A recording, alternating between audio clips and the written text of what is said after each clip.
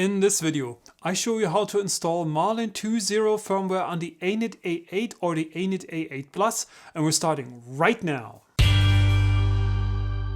Hello, my name is Daniel. Welcome to the Crosslink channel. I would like to help you being more successful with 3D printing, and if you're here for the first time, subscribe and hit the bell notification so you don't miss anything. So why should you upgrade to Marlin 2.0? First of all, enabling thermal runaway protection should be your main concern regarding safety features. Many printer manufacturers still forget to activate this by default. But you will also be able to unlock new features for your printer like mesh bed leveling for better first layer results, or power loss recovery to resume failed prints, or support for bed leveling sensors, or linear advance for better print quality, just to name a few. And in general, with affordable 3D printers, it's like with affordable Android phones.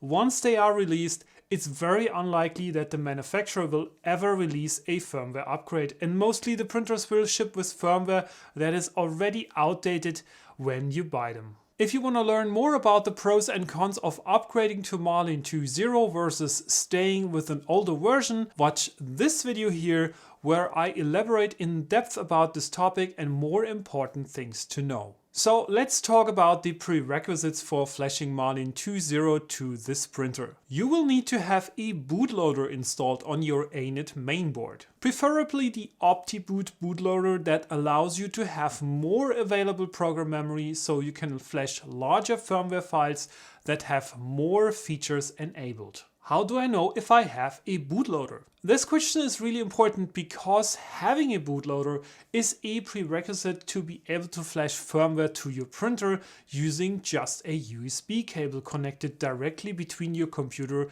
and your printer. So how can you know if your printer mainboard has a bootloader on it? Actually, you can't. It's not possible to tell unless you try it out just using the USB cable. But the good thing is you can't break anything physically by just trying it out. I have made several videos to explain how you can flash a bootloader to one of these Anet boards.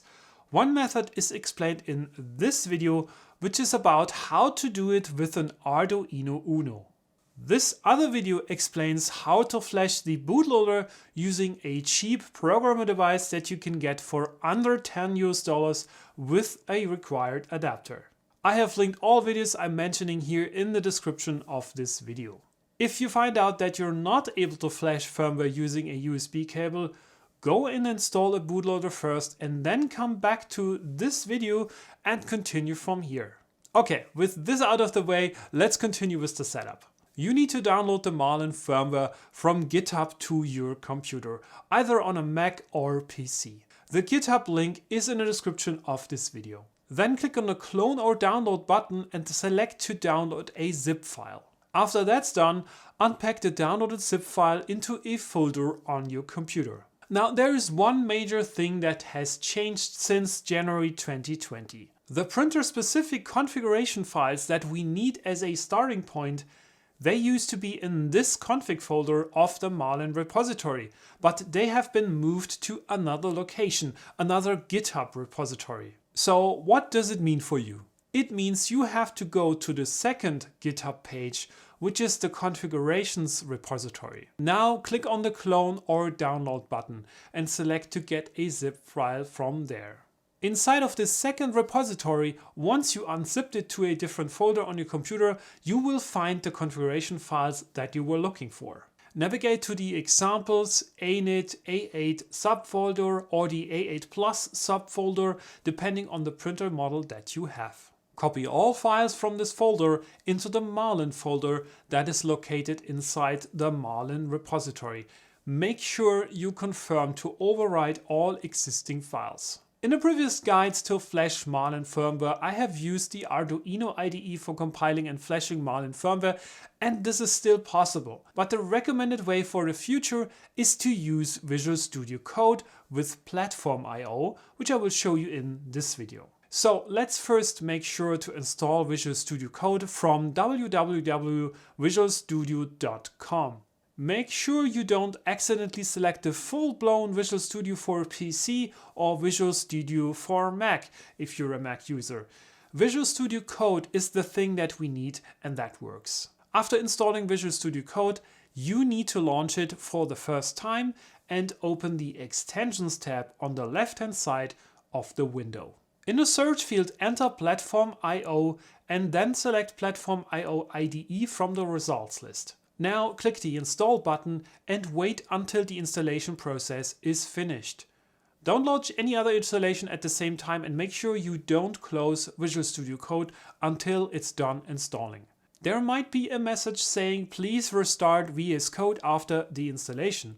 If you see this, please close Visual Studio Code and launch it again. After the installation is finished, click on the Extensions tab of Visual Studio Code again and search for the extension Auto Build Marlin. Install this extension by clicking Install. Now we are ready to do the final touches to our Marlin configuration before we will upload it to the mainboard. First, open the Marlin folder in Visual Studio Code by clicking the folder icon in the left menu bar and then clicking Open Folder. Navigate to the folder where you have unzipped the Marlin files into. Don't navigate further into any of the subfolders there and click Select Folder to open it.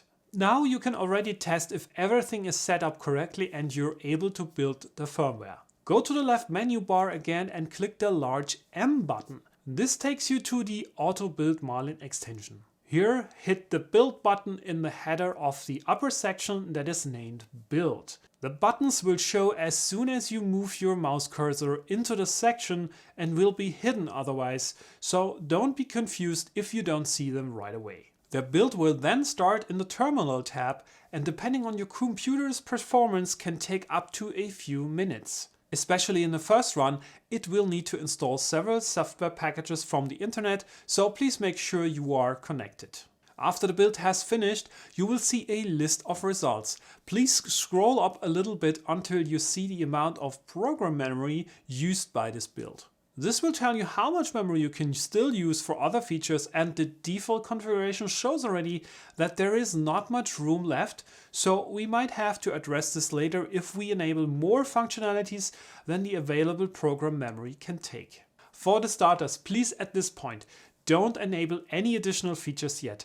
I'm stressing this in pretty much every video about firmware flashing because I like to test things individually and enable one feature at a time to be sure I know what change in a configuration file caused a particular problem during the build or upload process. So unless you already have some experience, keep the default configuration at this point and let's continue with that. Now it's finally time to flash the firmware to your printer. Turn your printer on and connect it to your computer using the USB cable. Now in Visual Studio Code in the Auto Build Marlin tab, click the Upload button. After the build has been finished, the firmware will be uploaded to your printer and you will see that it is finished in the Terminal tab.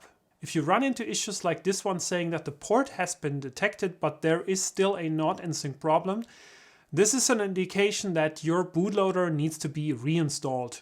Please install the OptiBoot bootloader using one of the instruction videos I have linked in the video description. Also, your printer will be rebooting after the firmware has been flashed successfully.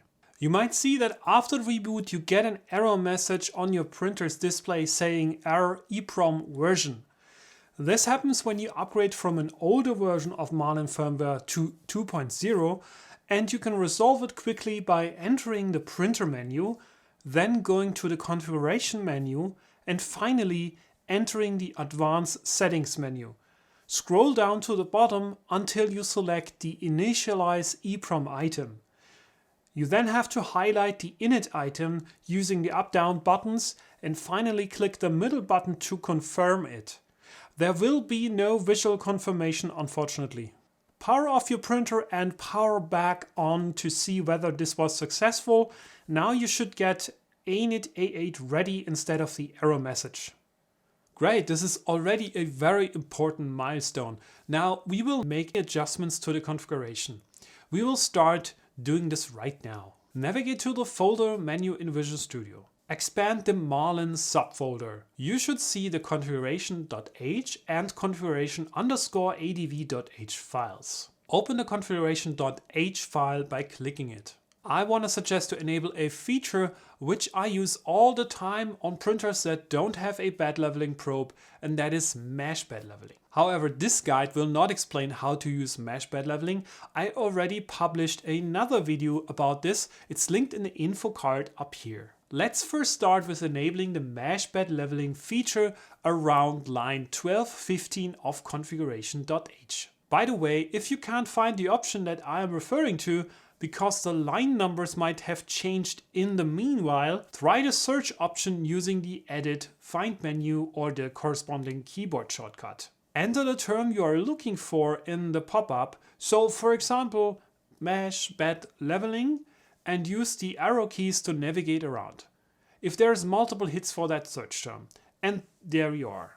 Right below that in line 1221, enable restore leveling after G28. This will make sure that every time a print starts, your mesh bed leveling configuration is activated automatically, so it loads all the points that you have calibrated and uses them for an upcoming print. Then jump to line 1333 and enable LCD bed leveling. This will add a menu item to your printer's menu to be able to actually control and configure bed leveling using the printer menu. Good. Now save your changes to this configuration file by using the File Save menu item or the corresponding shortcut. You will see that once you have unsaved changes in a file, there will be a white dot nearby the file name in the open tabs. As soon as the file is saved, this dot will disappear. Let's try to upload this new version of Marlin firmware to the printer by using the Auto Build Marlin menu again.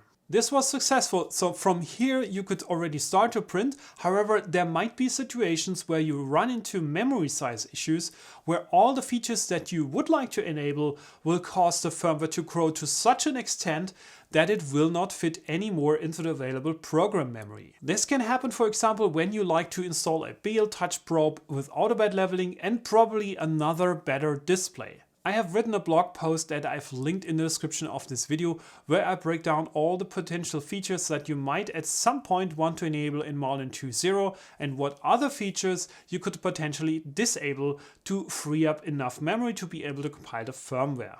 So if you encounter an error that tells you the program size is greater than maximum allowed, refer back to that blog post for more information how to fix it. If you like this video, please do me a favor.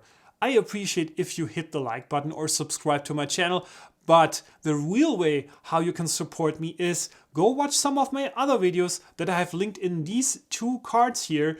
Thanks for watching. See you next time.